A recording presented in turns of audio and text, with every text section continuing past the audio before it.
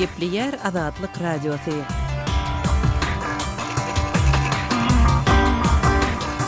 Akşamınız hayırlı olsun hormatly radio dinleyijiler.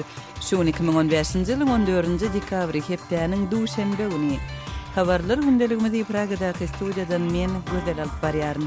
Şuňky programmamyzda Türkmenistanda dawraly ýagdaýda transowgan gaz geçirjisiniň gurulşynyň düýgü tutuldy. This flagship project will usher in a new era and transform the lives of the millions of our people.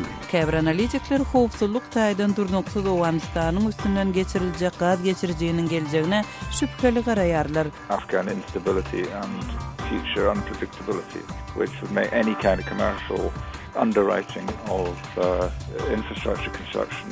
Türkmenistanyň bitaraplyk bayramçylygy bilen bagly dawaralaryň Aşgabatyň jemgyýetçilik transportyna täsir getirenligini yerli ýaşaýjylar aýdýarlar. 4 ýylyň dowamynda aşgabat gatnawlary kadary işlemedi. Şuň biz bu we beýleki temalarda jekmejek durup geçeriz.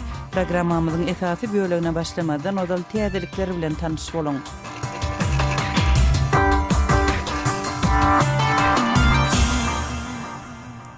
Mösürün resmiýetleri Orta Doçarynyň Sinay ýarymadasyna oktyabr aýynda helakçylyga uçramagyna degişli detlapky hatawaty taýýarlandyklaryny aýtdylar. Emma helakçylyga bombanyň sebäp bolmagynyň alamatlarynyň tapylmanlygyny bellediler. Mösürün Graždan aviasiýa ministrliginiň 14-nji dekabrda çap eden beýannamasynda Tekniki Derňew komitetiniň 224 adamly uçaryň ýere gaçmagy bilen bagly bir kanun goşulşmaklyga ýa-da terrorçylyk aktyna görkezip biljek hiç zat tapmanlygy aýdylýar. Ortaýatyň we Günbataryň resmiýetleri uçaryň helak bolmagyna bomba partlamasynyň sebäp bolanlygyny öňe süripdiler. Islam döwleti topory bilen bagly Mösürli söwüşiji gurama wakanyň jogapkärçiligini öz üstüne alypdy. Federal howpsuzlyk gullugynyň müdiri Aleksandr Bortnikov uçaryň içinde 1 kilogram dinamita barabar bombanyň partlamagynyň netijesinde helakçylyga uçranlygyny derňewleriň netijesinde ma'lum edipdi. 31-nji oktýabrda Sankt-Peterburga barýan A321 kysymly uçar Mösürün Gyzyl deňizindäki Şarm el-Şeyh den jalyş dowlugyndan uçup gyýtgy wagtdan soň ýere gaçypdy. 6-njy noýabrda Orsiýet Mösüre ähli uçuşlaryny gadagan edipdi. Pakistanda Owganistan bilen serhedin golaýyndaky bazarda bolan bomba partlamasynda azyndan 24 adamyň wepat bolanlygy we 70den gowragynyň ýer alananlygy habar berilýär. Pakistanyň resmiýetleriniň aýtmagyna görä partlama Parachinar şäherçesiniň bazarynda 13-nji dekabrda alyjylaryň köp bolan wagtynda bolupdyr. Gadagan edilen Lashkar-e-Jang we söwüşiji topar hüjümüň jogapkärçiligini öz üstüne aldy. Bu gurama Islam döwleti toparynyň uğruna meňdeş ideologiýa eýerýär. Türkiýanyň Demirgazyk Irakda ýerleşýän käbir harbiýleri Islam döwleti toparynyň golasyndaky Mosul şäheriniň golaýynda ýerleşýän ýerlerini terk etdiler diýilip döwlet mediýasy tarapyndan habar berildi.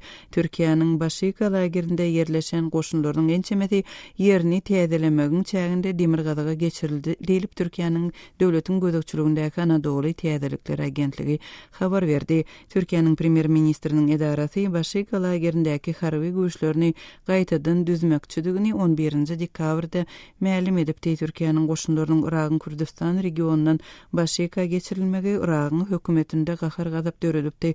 Iragyň hökümeti Türk goşunlarynyň ýurda çağırylmanlygyny we gitmelidigini aýdypdy.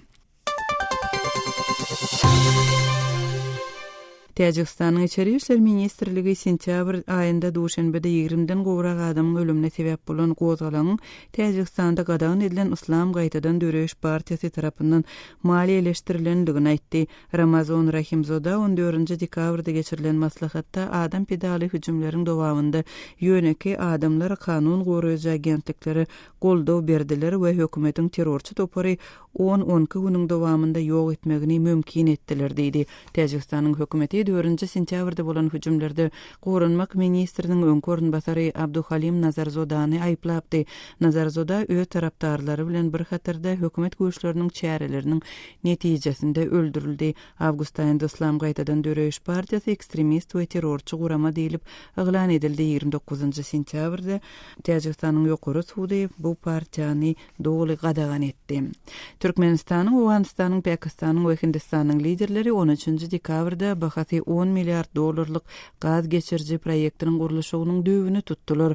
Taraplar gaz geçirjiniň Günorta Aziýanyň energiýa bolan talabyny ödemegine we durnuksuz regionda dartgynlylygy gowşatmagyna garaşýarlar. Mary vilayetinde Garawum çölünde Transowgan gaz geçirjisiniň gurulşynyň düýbüni tutmak boýunça geçirilen dawara Türkmenistanyň prezidenti Gurbanguly Berdimuhammedow we Awganistanyň prezidenti Ashraf Ghani gatnaşdylar. Şeýlede dawara Pakistanyň premier ministri Nawaz Sharif we Hindistanyň vice-prezidenti Muhammad Hamid Ansari gatnaşdylar. Sharif proýektiň täze döwür açyp millionlarça adamyň ykbalyny özgörtjekdigini aýtdy. Awganistanyň Herat Kandahar gara ýolunyň urundan geçirilip Pakistanyň Quetta we Multan şäherleriniň üstünden Pakistanyň Hindistan bilen serhedindäki Fazilka şäherini çekiljek uzunlygy 1735 kilometrlik gaz geçirji arkaly ýylda 33 milliard kubometr gaz aktyrmak gözüňde tutulýar. Hormatly radio dinleýijiler, siz täzelikler bilen tanyş bolduňyz. Gepliyer Azatlyk Radiosu. Habarlar gündeligimize başlaýarys. Türkmenistan Transowgan gaz geçirjisiniň gurulşynyň düýbüni tutdy. 13 dekabrda Mary vilayetinde galkanyş gaz ýatagynda geçirilen dawara Türkmenistanyň we Awganistanyň prezidentleri, Pakistanyň premier ministri we Hindistanyň vice-prezidenti gatnaşdylar. Taraplar gaz geçirjiniň Günorta Aziýany türkmen gazy bilen öpçün etmegine ynam bagladylar. Has çekmejek maglumatlary kärdeşim Sehradan dinläli. Türkmenistan ýeşenme güni özüniň Awganistana, Pakistana, Hindistana gaz iwerjek geçirjisiniň Türkmenistandaky böleginiň gurulşyna başlady. $10 milyard bahasy bar diýip hasaplanýan proýekt Aşgabatyň gaz sowdasynda Orsiýete we Hytaýa bolan garaşlygyny kemeltmeli. Topuk proýektiniň gurulşyna badalga bermekligi bagyşlanan dawara 13 dekabrda Mary şäheriniň golaýynda galkanyş gaz ýatagynyň alkymynda guruldy. Bu gaz ýatagy 1814 kilometre uzajak geçirjini gaz bilen üpçün etmeli. Türkmen prezidenti Gurbanguly Berdimuhammedow gaz geçirjiniň gurulşyna badalga bermäge bagyşlanan dawarada çykyş edip, taslamanyň diňe energiýa terişdelerini iýerýän tarapy üçin däl, eýsem üstaşyr geçirýän we sarp edýän döwletler üçin hem ykdysady taýdan örän uly ähmiýete eýe boljakdygyny aýdyp şeýle diýdi.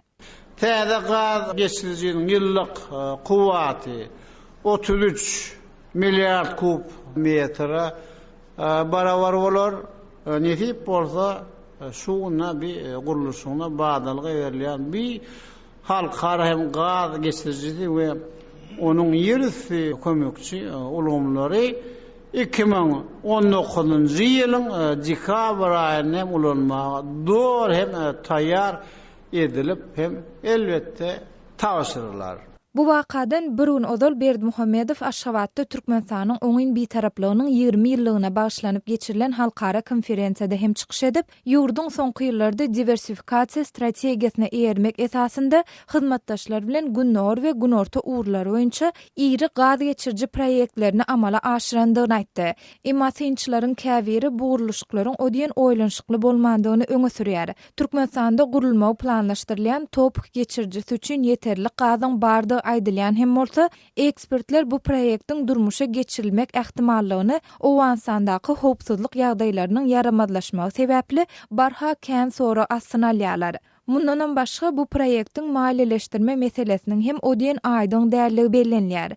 Topukyň gurulşy Türkmengaz döwlet konserniniň ýolbaşçylygynda gurulýar we dünýäniň iri energiýa kompaniýalarynyň hiç biri entek bu gymmatbaha proýekde goşulmaga beýle bir ilgedik görünmeýär.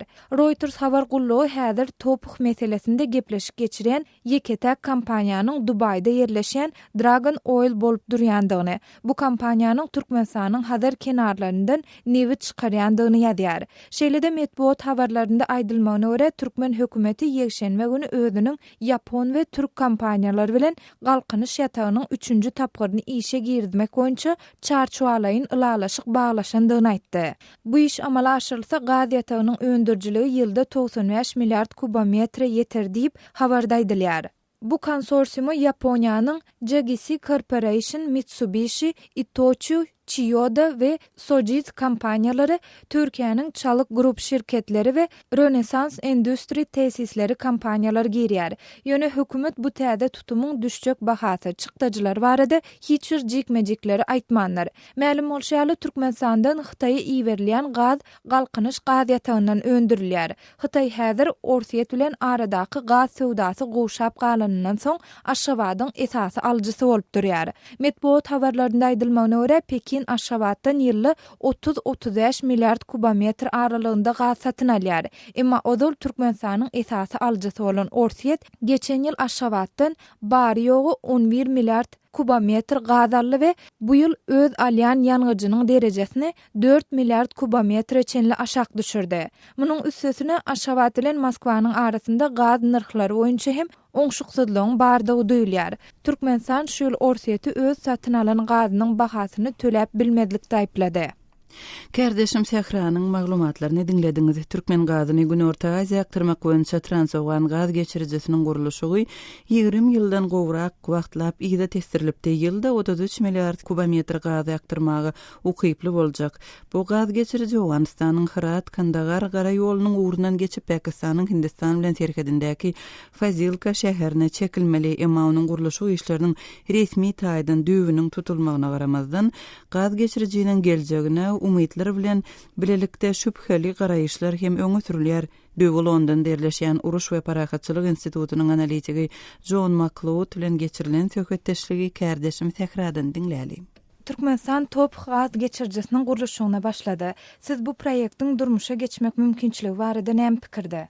Well, in terms of a pipeline being laid from Bu proýekt mundan 20 ýyl ozal bar bolan owan durnuksuzlygy ýaly sebeplere görä Türkmenistan sortanda Pakistan üçin hem başa barmajak ýaly bolup görünýär. Şu sebäpler islendik infrastruktura proýektlere ýatyryljak maliýet listelerine hem sorag astyna alýar. Biz geografik taýdan soňa meňdes proýektleriň birini, ýagny Baku-Ceyhan proýektine göz aýlalyň. Sol döwür bu proýektiň durmuşa geçirilmegi bilen baglanyşykly käbir siýasy we hukukçylyk meseleleri dogrusynda töwekkilçilikler bardy. Olaryň biri 1990-njy ýyllaryň başynda gurrun edilýän geçiriciniň gurulşy bilen baglanyşykly gepleşikleriň başlan wagty bolan Dağly Qarabağ konfliktidir. Ikinciden sol döwür Türkiýede jeňçileriň hereketleri ýaýbanlanypdy. Bu meseleler maýa goýumçylaryň iň azynda bu proýekde goşulyp bilmegi derejesinde çözülipdi. Şeýlelikde bu proýektiň durmuşa geçirilmegi sowly bolupdy. Bu hem sol meseleleriň töwekkilçilikleriň aradan aýrylmagy netijesinde amala aşyrylypdy. Sebäbi bu proýektleriň durmuşa geçirilmegi siýasy islege däldi, maliýet listeleri, töwekkilçilikleri bilen baglanyşyklydyr. But that issue seems to be insurmountable right now. Siz bu proýektiň durmuşa geçmek mümkinçiligine şüphe bilen garayan ýeketek adam däl. Emma muňa garamazdan dün bu proýekde gatnaşan ýurtlaryň liderleri Türkmenistanda ýygnanyp onuň gurulşyna badalga berdiler. Eger ýagdaý şeýle bolsa, siziň pikiriňizçe olar bu çäräni näme sebäpden amala aşyrdylar? Well, it's very hard to say. I mean, there always has been this will to do it. Bu proýektiň gurulşy bilen baglanyşykly eýem ençeme ýyldan bäri gepleşikleriň dowam edip, käbir hakykatleriň bardygyna garamazdan bu çäräniň näme sebäpden amala aşyrylandygy barada bir zat aýtmak kyn. Emma Türkmen hökümeti häzirki şertlerde bu proýekti durmuşa geçirmäge siýasy taýdan islegli ýaly bolup görünýär. Emma soňra näme bolar? Sizin bilsiňiz ýaly Türkmenistan, Awganistandaky Taliban we Islam döwleti toparynyň süwüşçilerinden göz görtüle awanyan hopa garşy görüşmek üçin özüniň Awganistan bilen serhediniň goloýynda harablaryny ýerleşdirdi. Bu jeňçi toparlar sebäpli Awganistanyň Demirazak welaýatlaryndaky Awgan hökümetiniň isçeňligi ýiti derejede gowşandyr. Şeýle-de bu jeňçiler öňümüzdäki bir näçe ýylyň dowamynda ýurtdan gitjege meňzemeýär. Sebäbi Taliban gaýtadan güýçlenip, agressiv häsiýete eýe bolýany meňzeýär. Taliban bilen gepleşikler dowam etse-de ýurduň demirazygyndan başlap günwataryna çelne dowam edýän we Pakistany hem öz içine alýan problemlaryň parahatçylykly çözütleri bilen tamamlanjakdygyny aýdyp bolmaz. See how those risks could be mitigated. Meniň bilşime görä dün Pakistan özleriniň Taliban bilen gepleşikler geçirip topor proýektiň durmuşa geçmegine ruhsat bermäge ynandyrjakdygyny aýdypdyr. Siziň pikiriňizçe bu töwekkilçilikleriň aradan aýrylmagyna çözgüt bolup bilermi? If that were possible, of course, it would be. Bu belki bolup biler. Ýöne Owganistanyň hökümeti Pakistany Taliban hereketini goldamakda ýygyderle aýplap gelýär. Men bu meseleleri has çylsyrmly diýip çaklaýaryn. Ýagny Taliban diňe bir hereket bolman, onuň düzüminde bir näçe toparlary bar. Olaryň arasyndaky iň täzesi we iň agressiwi hem Islam döwleti atly topardyr. Owganistandaky konfliktiň siyasy taýdan çözüldü üçin perspektiwa ýokdur. Meniň pikirimçe Pakistan belli bir görünüşde Talibany satyn alyp bu sebäpde howpsuzlygy üçin etsege meňzeýär. Emma şeýle çözüldü Owganlaryň kabul etjegine ynanmak kyn. 1990-njy ýyllarda Taliban hereketi belli bir derejede bu prosesiň bir bölegi. Sebäbi olaryň özüniň administrasiýasy we guramalary bardy. Şol sebäpden olar bilen iň azyndan gepleşikleri geçirip maslahat edip bolýardy. Emma häzirki wagtda ýagdaý düýbünden tapawutly. Häzirki Taliban 1990-njy ýyllardaky öňkü Taliban hereketi däl. Häzirki ýagdaýda Owganistanyň dürli ýerlerinde jeňçileriň dürli toparlary töwüş hereketlerini alyp barýarlar. Şol sebäpden parahat ýylatdan ýaşaýjylara ýa-da gaz geçirjä hüjüm etmezlik baradaky şol bir habary olaryň ählisine bir görünüşde nädip ýetirip boljakdygyny mene gözüňime getirip bilemok. Munyň nähili amal ediljekdigini saklamak gaty kyn. It seems hardly conceivable. Uruş we parahatçylyk institutunyň analitigi John McLeod bilen geçirilen söhbetdeşligi dinlediňiz hormatly radio dinleýijiler. Habarlar gündeligimizi bildirişimiz bilen dowam etdirýäris. Hormatly dinleýijiler, Azatlyk radiosu elektron posta orkaly iýerilýän hepdelik nesirlerini çap edip başlaýar. Hepdelik nesirlerimiziň özüňize iýerilmegini isleseňiz, bize öz elektron postaňyzyň adresini ýolla. Öz adreslerinizi metduot, e-mail belgesi, gmail.com adresimize, şeýle-de Moskwadaky telefon nomerimize SMS arkaly iýerip bilersiňiz. Telefon nomerimiz 7-926 236 04 55. Telefon nomerimizi gaýtalaýaryn. 7-926 236 04 55. Azatlyk radiosynyň elektron posta arkaly iýerýän hepdelik nesirlerine ýazylmagy diýjekdirmä.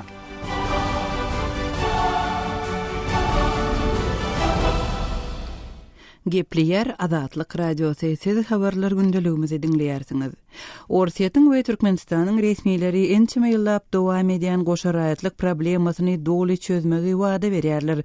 Orsiýetiň Federasiýa Geňeşiniň başlygy Valentin Matviýenko bu meselede ýurtlaryň pozisiýalarynyň henizem tapawutlanýanlygyny Aşgabat eden saparynyň ýa-da aýtdy we ýanwar aýynyň aýagyna çenli meseleni doly çözmegiň milli parlamentlere tapşyrylandygyny habar berdi. Kardeşim Merdan Sariýewiň maglumatyny dinläli. Russiýanyň federal ýygnygynyň Federasiýa Geňeşiniň başlygy Türkmenistanda ýaşaýan goşaraýatlygy bolan adamlar, ýagny bu patriotlar boýunça Türkmenistan bilen Russiýanyň özara kanagatlanarly çözüdi tapmagy meýilliklerini aýan etdi. RIA Novosti habarlar gullugy öz maglumatynda Valentina Matviýenko'nyň bu patriotlaryň ýagdaýy boýunça biz Türkmenistanyň prezidenti we parlament agzalary bilen uzak wagtlap gürleşdik diýen sözlerini getirdi. Gepin gerdisine görä ýatlatsak Türkmenistan bilen Russiýanyň arasynda goşaraýatlygy degişli meseleleri kadylaşdyrmak baradaky lalasyk 1993-nji ýylyň 23-nji dekabrynda baglaşylyp, ol 1995-nji ýylyň 18-nji maýynda güýje giripdi. Lalasyň möhleti 5 ýyl bolup, egerde hiç bir tarap öňünden garşylygyny ma'lum etmese, ol awtomatik görnüşde nowatdaky 5 ýyl möhlete uzuldurýardy. 2003-nji ýylyň aprelinde Russiýanyň we Türkmenistanyň prezidentleri Türkmen-Rus raýatlygy baradaky lalasygy ýatyrmak barada ılalaşyp degişli protokola gol goýdular. Bu protokol Türkmen mejlisi tarapyndan tasdiklansa-da Rus dumasy ony inkar etdi. Matviýenko Aşgabatyň 2003-nji ýyldan soň Rus raýatlygyny alan Türkmenistanlylaryň iki raýatlygyny ikrar etmeýändigi sebäpli bir patriotlar bilen bagly meseleleriň ýüze çykýandygyny aýtdy. Rus resmiýeti "Biziň bu mesele boýunça başga pozisiýamyz bar" diýip öz sözüniň üstüne ýetirdi. Bellep geçsek şu ýylyň maýynda resmi Aşgabat Türkmen-Rus iki raýatlygyny kadylaşdyrýan lalasyň nowatdaky 5 ýyl möhlete uzuldurmajakdygyny ma'lum etdi. Munun bilen baglanykda Matviyenko biz Türkmenistanyň bu ýa-da beýlik kararlary kabul etmek baradaky öz ygtyýarly hakyna hormat goýýarys. Emma biziň pikirimizçe bu möhleti, ýagny 2015-nji ýyly çelini Rus rahatlygyny alanlaryň hem türkmen pasportyny almagy hukugy bar.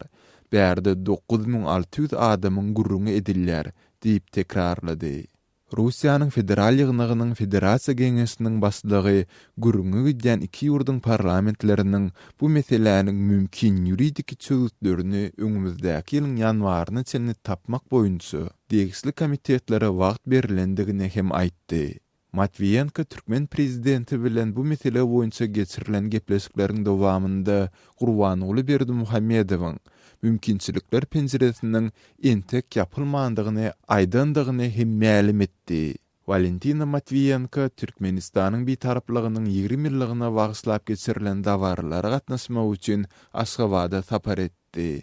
Türkmen mediasy Rus resmiýetiniň saparynyň dowamında Türkmen-Rus goşa rahatlygy bilen bagly meseleleriň maslahat edilip edilmänligi barada hiç ýyly maglumat bermedi. Kardeşim Merdan Sariýewiň maglumatyny dinlediňiz. Hormatly radio dinleýijiler, Türkmenistanyň beýleki döwletleri bilen goşa raýatlygy ikrar etmezlik siýasaty siziň durmuşyňyza nähili täsir ýetirýär? Öz pikirleriňizi paýlaşmak isleseňiz, azathabar.com websaýtymyza, Facebookda Azatlyk Radiosy hem Wkontakte sosial ulgamynda Azat Habar sahypalarymyza tesvir ýazyň. Azathabar.com websaýtymyza Türkmenistandan derweden.net ýa-da garagum.info proxy saýtlar arkaly girip bolýar.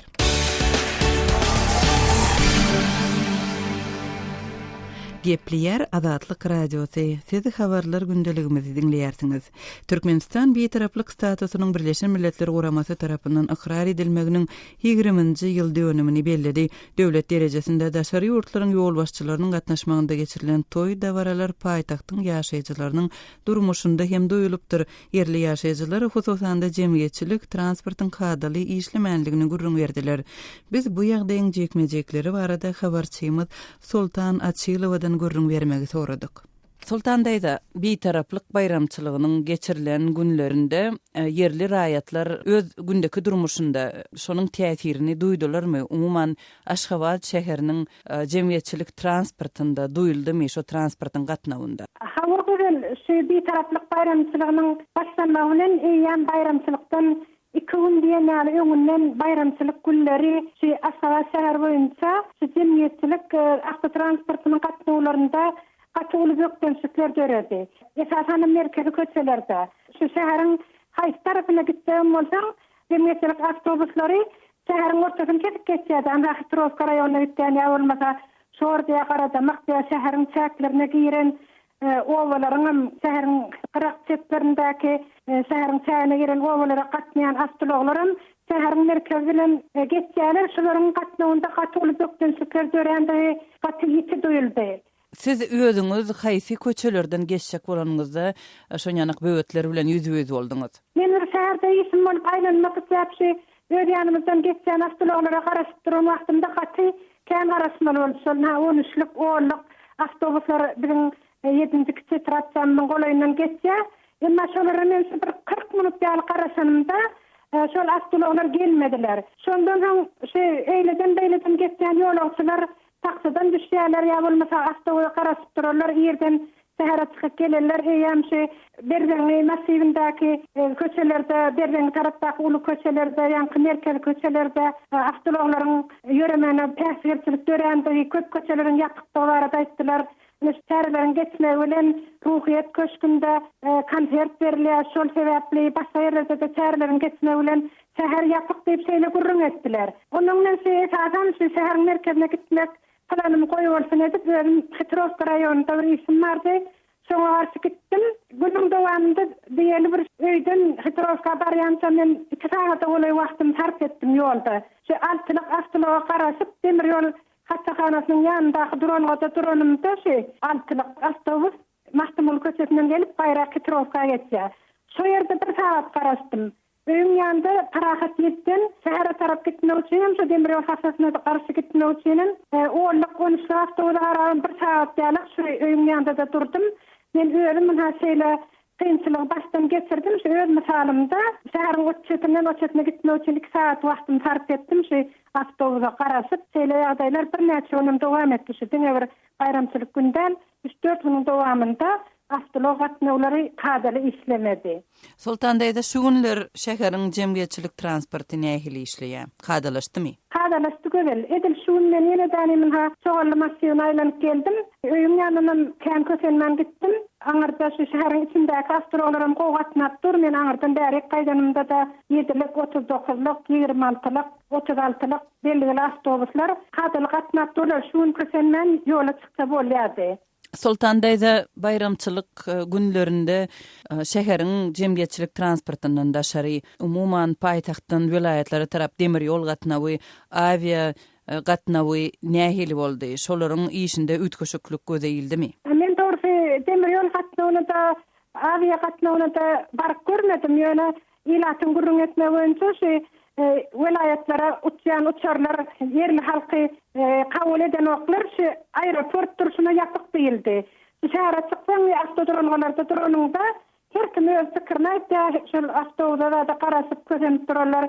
Demir ýol wagtyny men dogry baryp görmedim. Ondan soň şu şäheriň başyndan welaýatlardan gelen awtologlar men haşy öňünde bayramçylykdan bir-iki gün özüm marak geldim. Sonda şu änewde düşüp düşäýdan änewň awtobusyna şäherä ýetdik. Welaýatdan getiren taksiler bir änewde düşürdiler. Şäheriň içine bile girmek bolanok diýip. Aşgabatdaky habarçymyz Sultana Çylybow bilen geçirilen söhbetdeşligi dinlediňiz.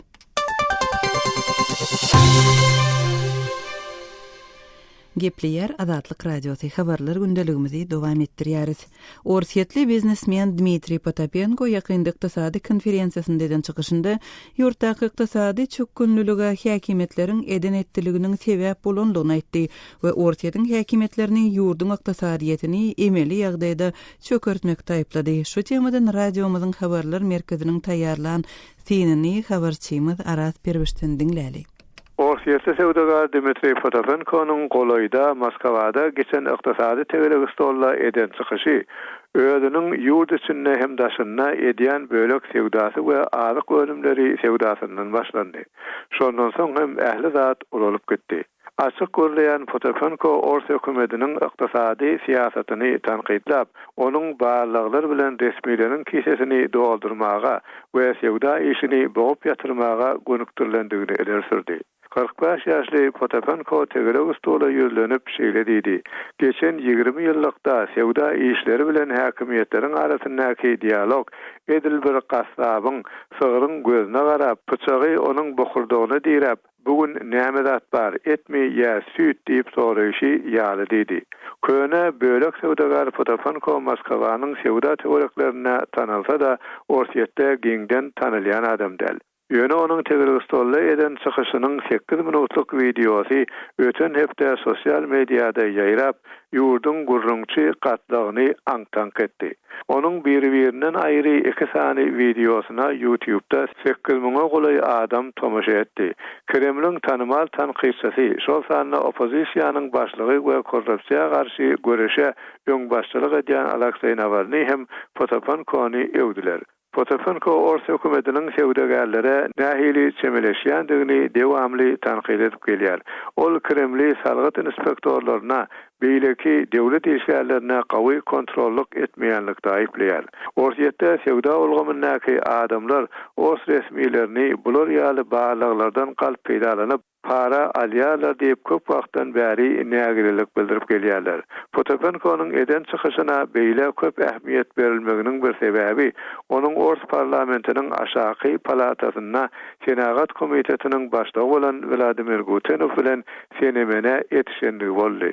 Putinin häkimet başyndaky bütewi Orsiýet partiýasynyň agdasy Gutenow Potapenko'nun aýdýanlaryna garşy çykyp Ors kampaniýalaryny ýurtdaşyna sewda etmek bilen salgy tölemekden gaçýanlykda aýplady. Potapenko hem ona jogap berip, öz pulun hem eliň bilen işlemek, bir komitete ýol başçylyk etmekden tapawutly diýip jogap berdi. Radiomuzun habar merkeziniň taýýarlan synanyň mazmuny bilen habarçymyz Aras Perwiş tanış etdi. Hormatly radio dinleýijiler, şunuň bilen ýarym saatlyk habarlar gündeligimiziň şuňky sanyny jemleýäris. Saatlara kesmeden soň gepleşigimizi ýazgy görnüşinde dinläp bilersiňiz. Azatlyk radiosynyň efir tolkunlarynda galyň.